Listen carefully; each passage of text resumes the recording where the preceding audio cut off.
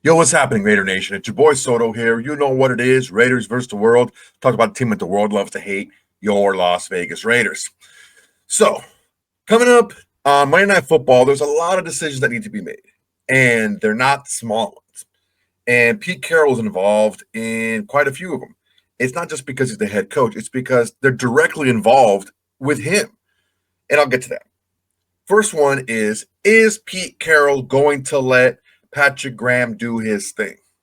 We all know if you watch tape, if you even just watch the game casually on regular broadcast, you can tell the defense was playing different, not just better, different. They were playing tight man. They were playing more of a Patrick Graham style, tight man on the outsides. The linebackers were flashing back a little bit, but they were still keeping their faces forward. The linemen were getting after it. They didn't have to worry about read and react. They were just attacking straightforward. That is a Patrick Graham defense. Okay, what's going to happen against the Cowboys? All right, that's a huge question, right? Is Pete Carroll with all this time? Because look, Pete Carroll let Patrick Graham do his thing on a short week. It wasn't like he can get in there and really make a big deal out of the whole thing and switch it around and all this stuff. It's like, hey man, you got the game plan. Cool, let's do that. He has more time now. Is he going to kind of get his fingers in the game plan? Are we going to see some more of that soft zone? Is that what we're going to do? I don't know, man. I hope not. I hope that we play the same that we did against, and not just the same as far as how well we played, the same style. And I think it's a style that's more suited for the personnel that we have. I honestly, look, if you're going to play all this heavy zone, then why'd you get rid of Jack Jones? Jack Jones was much better in zone than he was in man. That's one of the only reasons that I can see is why you didn't re-sign, or why don't you keep Jack Jones, or why did you release him? He wasn't that good in man. Okay, I understand. He was one of the poor bottom half in the corners in man coverage, but he was much better in zone. And you end up running zone like the first half of the season. That doesn't make any sense to me. The guy has some skill. You could take that time to work on him, work on his man-to-man and this and that. But these are a lot of decisions that aren't making sense. So that's the first decision, is what are we going to do defensively? I hope that Pete Carroll's like, you know what? Let me learn from you really quick. What do you do? Let me get more input from you than you get from me on this, because that defense played much better against Denver than they had against anyone else in 2 years.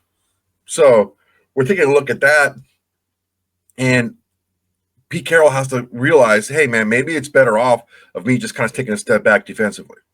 Now, the other one is on the offensive side. And it ties really close to Pete Carroll because his son is the offensive line coach. Who's going to start at guard? It seems like Dylan Parham is going to play. It seems like it. Who's going to take over the right guard spot?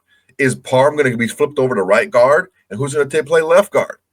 I don't know, man. This is going to be a lot of question marks. Who's going to be active? Who's going to be on the active roster? Mafi's been a guy that's been floated around, a name that's been floated around. Also, there's Putnam, there's Kappa, and there's the third round pick in Rodgers. But Caleb Rodgers is a guy that I think has the most upside out of all of these guys, including Parham.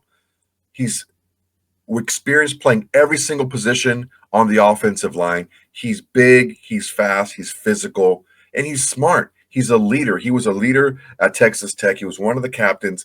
Dude knows how to get after it. And when if you got to go all the way back to just after the draft, I did a breakdown of every draft pick, and I showed some of their tape. Go find the Caleb Rodgers tape. He's strong at the point. He's got really good feet, really good lateral mobility, and he pulls. He's a good puller. He could get out there if you want to run some power game too. Look, man, these are huge questions, okay? And I'm telling you right now, all right, I hate to be negative about all this stuff, but I'm going to be more real. I'm going to put my realistic hat on, and I'm going to say, if we play a very good game, if we play one of our best games of the year, it'll be a close game. If we come out there and we half step on things, the Dallas Cowboys can score so many points so fast that we might just get whopped. We just might. And I don't want it to happen. I just know that when our defense is not the best, they do give up sustained drives. And Dallas has no problem sustaining drives. And they're good in the red zone, and they're good deep, and they have two really good options on the outsides. These guys can hurt you. And if you don't get in the face of Dak Prescott, especially early in games, you let him get a rhythm, you let Schottenheimer get a rhythm calling plays, woo, it could be tough. But we have a couple of things that we can do, and they're all tied around what I'm talking about. First one defensively is a no-brainer. Yeah, if you do better defensively, it's going to slow them down, blah, blah, blah, whatever. Okay, yeah, let's put that to the side. That's a kind of a given, all right? Your decision, Pete Carroll, at the offensive guard spot can make or break our running game, and the running attack has to be front and center against this Dallas defense. They're not good against the run. Quentin Williams, yeah, he's going to help, but it's still one of the worst. You put one player, it's not going to make that huge of a difference. It's like Mozzie Smith wasn't terrible. He wasn't like a pushover or anything. He's the guy he's replacing. But, man, I just don't see him making that big of a difference so quickly. I think over time, I think it'll make a bigger difference. But in one specific game, I think we can still get after it running the ball. Pete Carroll had a press conference, his final press conference, before the Monday Night Football game. Easy for me to say. Let's hear what Pete Carroll had to say. All right, guys. Friday, Jordan in the knockout game over there? No, I just orchestrated it. We've had a week to kind of assess the right guard situation with no Jackson. Have you made a decision on who's going to be there? Yeah, find out at game time. Shut up, man. Benefits of the bye week for your team. What about the flip side of playing a team that is coming off a bye week? Well, it's a competition. How well you put together your week. I'm sure Shadi did a great job of orchestrating and all that. It's all as equal as it can get. Pete, is there any? Do you think Cole Miller will have a chance to come back this year? Yeah, I do. Yeah, he's getting around okay, and everything's pointing towards that. Yeah. People on the Denver side are pretty upset about the tackle from Tyree last week. There's no fine, no flag on the play. I guess what were your thoughts on the tackle on? Well, for DK, was that the tackle on Dobbin? Yeah. Well, that was terribly unfortunate that he got hurt on that. But we're playing ball. We're doing what we got to do, and it's a dangerous game. But unfortunately, he got banged up. I feel terrible about that.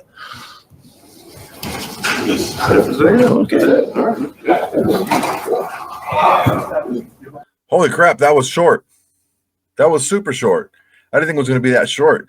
But ultimately, there's not a lot to ask because I think here's my issue, okay? I understand because I've been told directly how the Las Vegas sports media works. You get a question and you move on. And you have to write, if you're a reporter, you have to write your story. So you have a question that's going to fill in the blank to your story. So you're left wondering, do I ask my question to be able to write my story, or do I follow up on someone else's question and really get good information to be able to break something open that may or may not be able to help me with my story? Ultimately, my employer is paying me, right? If I'm a reporter, I'm not a reporter, but if I'm a sports reporter, my employer is paying me to write the story. So I should ask the questions to help me write the story. It's not like the New York media where they just let you pound and pound and pound and follow-up question and follow-up question and follow-up question. And they make sure that you answer the question that you ask. So I get it why they're a little bit more gun shy. It's a little bit more relaxed out there. There's also wild, wild west. They're rootin' tootin' over there in Vegas. But we need to have a happy medium. Okay, you shouldn't have reporters sitting there grinding coaches for 30 minutes on press conferences in New York, and you shouldn't have a 4-minute press conference leading into a Monday Night Football game. That's ridiculous. And I'm getting really tired of people just starting complaining about all this nonsense about getting hurt when you get tackled. Did we call it a dirty play when Derek Carr got his leg snapped when we were freaking a 12-win team heading into the playoffs? No, we didn't. We said, you know what? We bit the bullet and we moved on. It happened. We moved on. That's football. Donald Penn should have blocked the dude. Now we're like, oh, J.K. Dobbins, I hurt my leg and it was a messed up tackle by Tyree. Stop it, dude. Can we just stop, please? Can we stop? I think even football players are soft too now. Football players are turning soft too. Come on, man. Miss me with all that nonsense. Miss me with like trigger warnings and all this junk. Like, just stop it. Get over your freaking mess. Get over your trauma or whatever it is and move on. Nobody owes you anything. J.K. Dobbins, nobody owes you anything. You got hurt playing football. It was a clean tackle. There was no fine, no penalty. You know for a fact that play was reviewed over and over again by the NFL. And it's against the Raiders. So it's like if there was any of a hint of it being a finable offense, he would have been fined. Nothing. So everybody in Denver, shut up. All right? J.K. Dobbins, I'm sorry you got hurt. I don't want to see anybody get hurt. I want everyone to play and play their best, and I want the Raiders to win. I don't want anyone to see anyone get hurt. But just get over it, bro. I understand that you've had an injury history in the past. Maybe that's on you, bro. I don't know. But this tackle was a clean tackle. You got tackled, and that's it. You got hurt. What do you want? You want a cookie? You want us to feel sorry for you?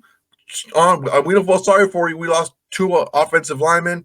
We're out a bunch of people. Last year, we lost damn near most of our defense. No, I'm not going to feel sorry for you, bro. It's not going to happen. I feel bad that it happened, but, pick yourself up by your bootstraps and get to rehab, and we'll see you next season. Because you trying to blame other people for things happening in a contact sport where people get injured you're still playing the game, bro. You've had how many season-ending injuries, and you still keep getting contracts? I wouldn't complain if I was you, man. Shit happens. I've been in really bad accidents too, and guess what? Nobody felt sorry for me. I'm not saying anyone should. Life happens, brother, and people aren't getting paid millions of dollars getting into car accidents down the street, all right? So I'm kind of ranting a little bit because I have a little extra time because Pete Carroll's nonsense freaking BS press conference was like 3 minutes, but that just really kind of threw me for a loop. Like, people are still upset about a clean tackle on a guy that he got his leg trapped underneath him. What do you want? Shit happens, man. Just whatever, man. I'm trying my best to remain calm and to remain clear-headed about this. But when I hear stuff like that, like, look, today, Jamar Chase spit in Ramsey's face, and then Ramsey retaliated, and Ramsey got kicked out. But nothing happened to Jamar Chase. If they find out that Jamar Chase spit in Jalen Ramsey's face and that caused him to get kicked out for a game, I think they should do that whole, what is it, the targeting rule in college? I think Jamar Chase should be suspended for a half. That's nonsense. What do you do? What are you spitting in someone's face? That's not football. That's just you being a goon and you being an idiot. You know how you stop kids from doing things? You punish that specific action. You punish the action. If you don't do anything to Jamar Chase for spitting in a guy's face, if I went up to you on the street and I spit on you, that's assault. But in a football game, it's not. That's ridiculous. You shouldn't be able to do that. You shouldn't be allowed to do that. Whatever, man. So Jalen Carter gets kicked out for spitting on Dak Prescott. And now they have video footage of Jamar Chase spitting on Jalen Ramsey. Nothing's happening? Miss me with that, bro. It's the consistency that I think all of Raider Nation is really upset with. Because I know that there's a lot of calls that should be one thing, but they're another when it comes to Raider Nation involved. And this right here, look, I don't have any love for Jalen Ramsey at all. Personally, I don't know the dude. I don't like the Steelers. I didn't like the Rams. I don't like the Dolphins. I don't like any team that he played for.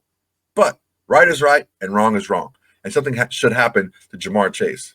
Now, forget all that nonsense, all right? I don't want to talk about that anymore. What I want to talk about is what we're going to do on Monday Night Football. I'm going to do a live watch party. Everybody's invited to give you a little taste, I'm not going to be able to do a watch party. I might be able to do a watch party for the Browns. But anyway, I'm going to be out of town. May be able to do it, may not. We'll see. But the main thing is this. If we can figure out a way to stay on our P's and Q's, that means do things that we did against the Broncos. Very similar game plan, okay? Very similar what we can do defensively. If we can do that, all right? And we can lean on our run game to kind of soften up that defense. The Dallas Cowboys defense is nothing to write home about. Yes, they have some new players. And yes, they have this. Yes, they are one of the worst defenses in the league. They're like the third worst in points allowed per game. They're giving up like 30 points a game. Okay. Yes, they got a couple of new guys in, but that's not going to transform a defense in one game. Okay. We're going to be able to put up points, but we have to make sure that we do things the right way. We can't match throw for throw with Dak Prescott and the Cowboys. We don't have the guns on the outside, and we don't have the quarterback that they do. We need to make sure that we play our game. We keep that defense on, that poor defense of Dallas on the field and wear them out with Ash and Genty in the run game. We can do that. That we give less time for Dallas's offense to get out there and then, throw the ball around the field. And we might have a chance to get this. So make sure to please check out the watch party if you're available. It's not the Manning cast, but you know what? I think it's pretty fun. And I think you guys are going to have a good time. All right, guys, that's my time for today. Really appreciate you guys watching. Go ahead and like, comment, and subscribe to this video. It's the next way to support the channel, and it's absolutely free. On top of that, we have the Shield Society. Shield Society is only $5 a month. You get some perks, you get some freebies. I'm going to get some freebies out to you guys again soon. But when it comes to the watch party, since this is a everybody watch party, I'm going to pay close attention to the Shield Society members and their comments and questions to make sure that I give them a little bit extra because you know what, they're paying for it and they deserve it. All that, and all I ask from you guys is to tell your friends, tell your haters, tell your mamas, tell everybody Raiders versus the world is the greatest thing going in Raider Nation today. All right, guys, that's my time. Till next time, everybody. Peace. Hey, Raider Nation. Thanks for watching. There's plenty more where that came from. Go ahead and smash that like button. Drop a comment. Make sure to subscribe and share to all your socials. It's the bare minimum you can do without doing absolutely nothing.